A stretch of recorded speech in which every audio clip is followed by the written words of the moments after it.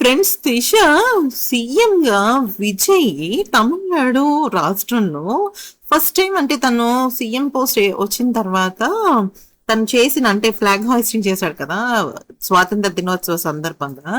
అయితే త్రిష కనిపించేసరికి ఒక్కసారి అందరూ షాక్ అయిపోయారు. అసలు నిజం చెప్పాలంటే ఈమెందుకు కనపడిందిరా బాబు, అసలు వాళ్ళ అమ్మగారితో పాటు ఎందుకు వచ్చేసింది? అప్పుడే కదా అసలు సంగీత గారు కూడా విడాకులు కూడా క్యాన్సిల్ చేసేసుకున్నారు.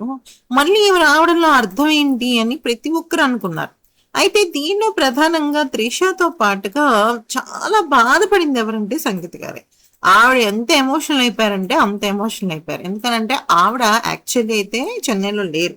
ఎందుకు చెన్నైలో లేరు అనేది కనుక చూసినట్టయితే కూతురు దివ్య శాషకి సంబంధించిన ఎడ్యుకేషన్ కోసం ఆవిడ లండన్కి వెళ్ళేట్టు తెలుస్తుంది. అయితే ఈ విషయం పైన సంగీత గారు వాళ్ళ అత్త మామల్ని నిలదీసినట్టు చాలా సోషల్ మీడియాలో విపరీతంగా వైరల్ అవుతుంది. కారణం ఏంటి అంటే ఆ రోజు త్రిష విజయ్ తల్లిదండ్రుల పక్కనే కూర్చోవడం జరిగింది.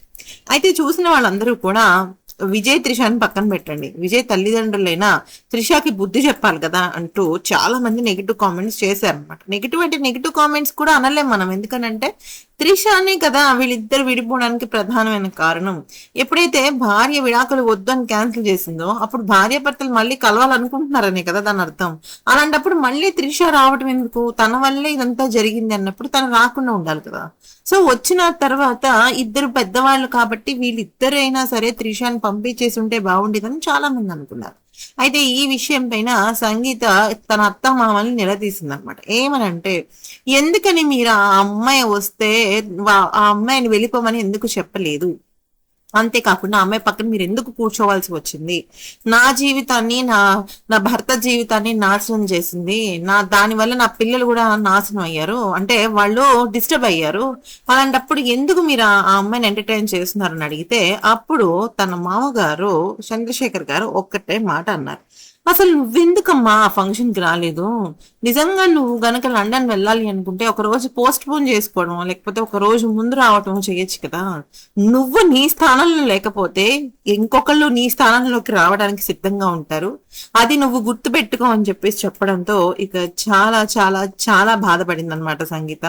బట్ ఎనీవేస్ అక్కడ ఎక్కువగా చెప్పాలి అంటే సంగీత గారి తప్పు ఎంతైతే ఉందో అత్తమామల తప్పు కూడా కొంత ఉంది. కానీ అక్కడ త్రిష ఎవ్వరికి చెప్పకుండానే అక్కడ ఆ ఈవెంట్ కి అయితే ఆమె రావడం జరిగింది ఫ్రెండ్స్.